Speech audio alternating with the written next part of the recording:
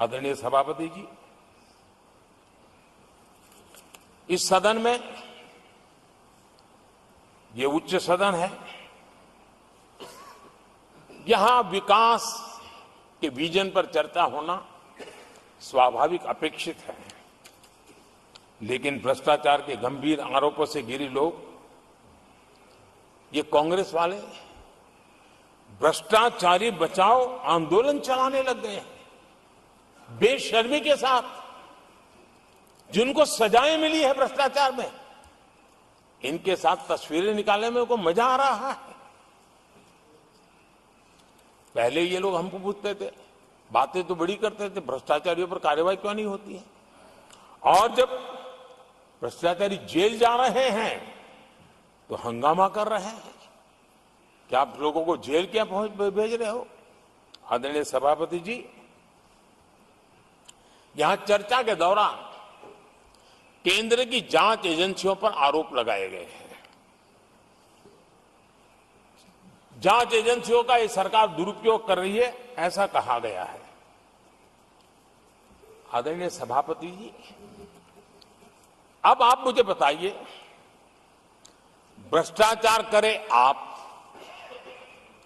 शराब घोटाला करे आप, बच्चों के क्लास के बनाने में घोटाला करे आप, पानी तक में घोटाला करे आप, आपकी शिकायत करे कांग्रेस, आपको कोर्ट में घसीट करके ले जाए कांग्रेस, और अब कार्रवाई हो तो गाली दे मोदी को।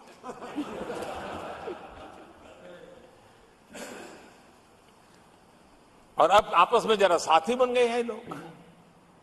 और हिम्मत है तो सदन में खड़े होकर के जवाब मांगो।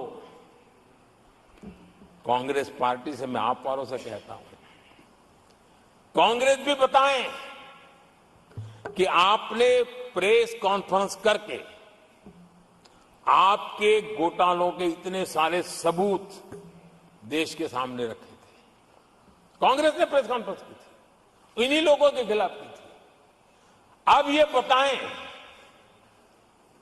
कि ये जो उन्होंने सबूत प्रेस कॉन्फ्रेंस करके सारी फाइलें बताई थी, क्या वो सबूत सच्चे थे या झूठे थे? दोनों एक दूसरे को खोल करके रख देंगे। आदरणीय सभापति जी, मुझे विश्वास है ऐसी चीजों का जवाब देने की उनके अंदर हिम्मत नहीं है। आदरणीय सभापति जी, ये ऐसे लोग हैं जिनका डबल स्टैंडर्ड है, दोहरा रवैया है।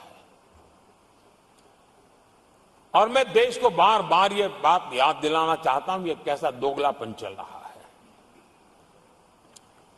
ये लोग दिल्ली में एक मंच पर बैठ करके जांच एजेंसियों पर आरोप लगाते हैं, भ्रष्टाचारियों को बचाने के लिए रैलियां करते हैं, और केरला में उनके शहजादे,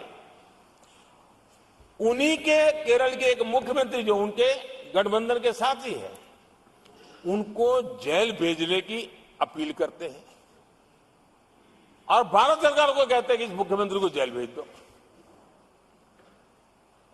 दिल्ली में ईडी सीबीआई की कार्रवाई उस पर हाय तौबा करते हैं,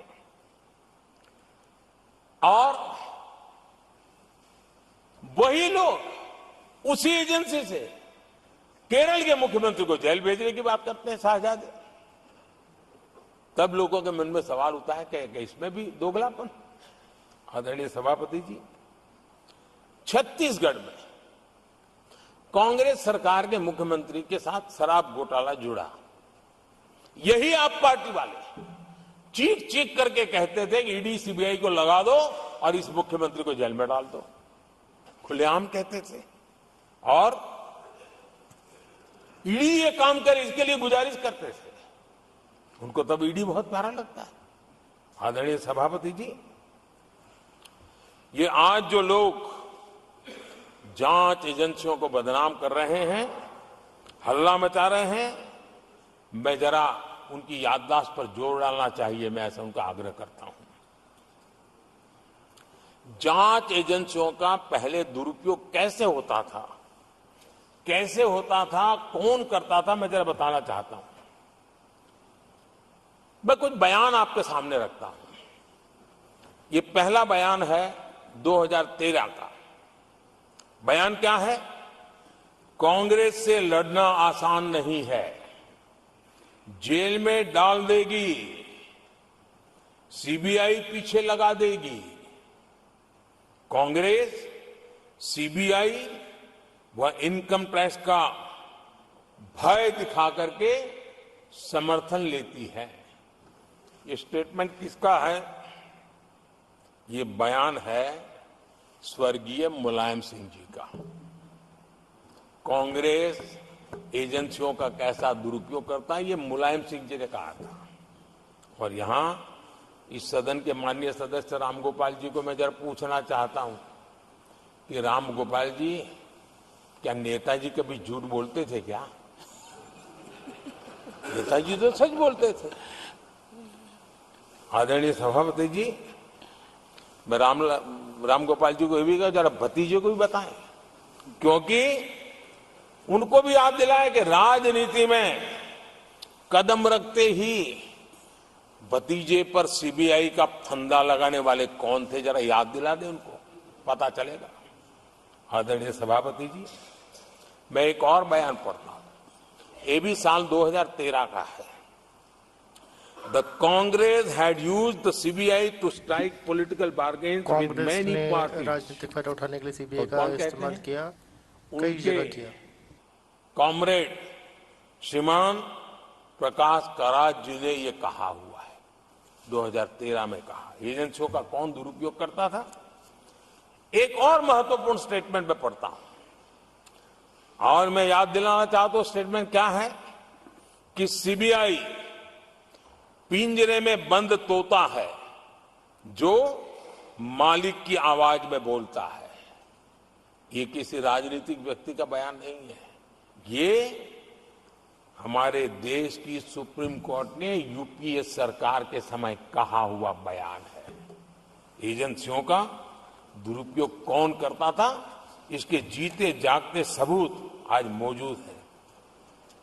आदरणीय सभापति जी, भ्रष्टाचार के विरुद्ध लड़ाई ये मेरे लिए चुनाव हार जीत का तराजू नहीं है। मैं चुनाव हार जीत के लिए, भ्रष्टाचार के लिए खड़ी लड़ाई नहीं लड़ रहा हूं। ये मेरा मिशन है, ये मेरा कन्विक्शन है।